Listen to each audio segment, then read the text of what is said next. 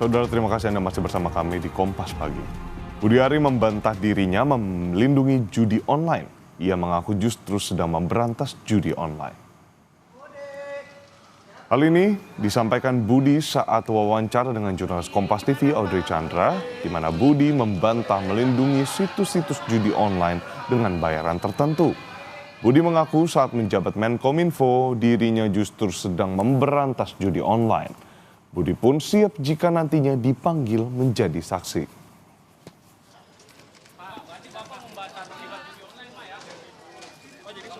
Tiga poin penting yang dapat membuktikan bahwa saya sama sekali tidak terlibat dalam perlindungan judi online seperti narasi yang beredar, fitnah yang keji ini.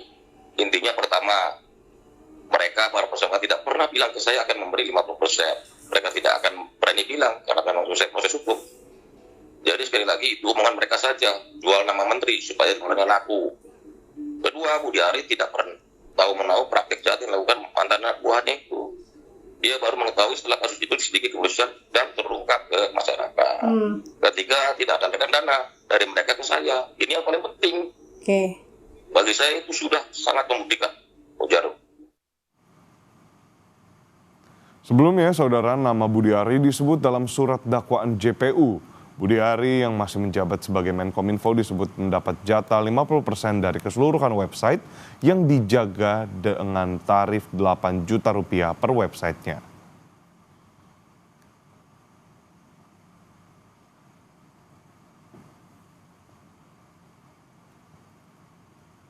Sementara, saudara, pemerintah menegaskan tidak akan mengintervensi proses hukum soal penyebutan nama Menteri Koperasi sekaligus mantan Menkominfo Budi Ari dalam dakwaan kasus judi online. Pemerintah meminta publik menghormati proses hukum yang masih berjalan. Kepala Kantor Komunikasi Kepresidenan Hasan Nasbi menegaskan pemerintah menghormati proses hukum kasus judi online yang bergulir di Pengadilan Negeri Jakarta Selatan. Terkait nama Menteri Koperasi Budi Ari dalam dakwaan, Hasan Nasbi meminta publik menunggu keputusan pengadilan. Ia yakin di pengadilan akan terbukti siapa saja yang harus bertanggung jawab dalam kasus judi online. Kita tunggu keputusan pengadilannya sehingga kita tidak mendahului keputusan pengadilan. Jadi yang ada sekarang itu kita pantau saja. Jadi kalau dari pemerintah menghormati proses hukum dan tidak mengintervensi proses hukum itu sendiri. Kepala Pusat Penerangan Hukum Kejaksaan Agung Harli Siregar menyebut bisa saja menghadirkan mantan Menkominfo Budi Ari sebagai saksi untuk diperiksa di persidangan kasus judi online. Harli menyebut akan dipanggil tidaknya Budi tergantung pada kebutuhan pembuktian jaksa ataupun perintah majelis hakim di persidangan.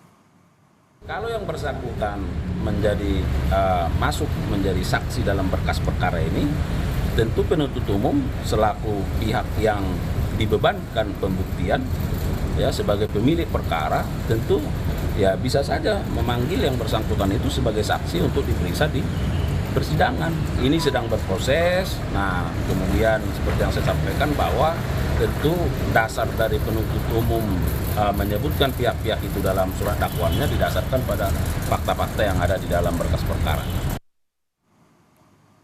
Relawan Projo menanggapi penyebutan nama Budi Ari yang juga Ketua Umum Projo dalam dakwaan kasus judi online. Wakil Ketua Umum Projo Fridi Damanik bilang bahwa ada pihak yang memframing seolah-olah Budi Ari terlibat dalam kasus judi online. Projo menilai ada pihak-pihak yang memframing atau membingkai seolah-olah Budi Ari yang ketika itu menjabat sebagai Menteri Komunikasi dan Informatika menerima uang dari praktik judi online. Freddy pun menegaskan Budi Ari siap memberikan keterangan di pengadilan.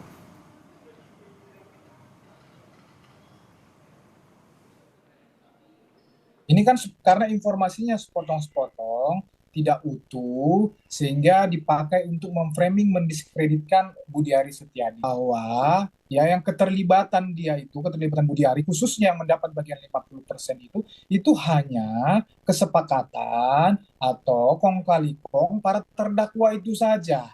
Ya di dakwaan itu tidak disebutkan Budi Ari mengetahui tentang kesepakatan itu. Ketum kemarin beliau dari Vatikan, Ya toh beliau tidak terlibat, beliau tidak ada masalah dengan itu. Beliau akan memberikan akan bersedia memberikan keterangan sebagaimana adanya. Beliau juga tidak masalah dikonfrontir dengan orang-orang itu.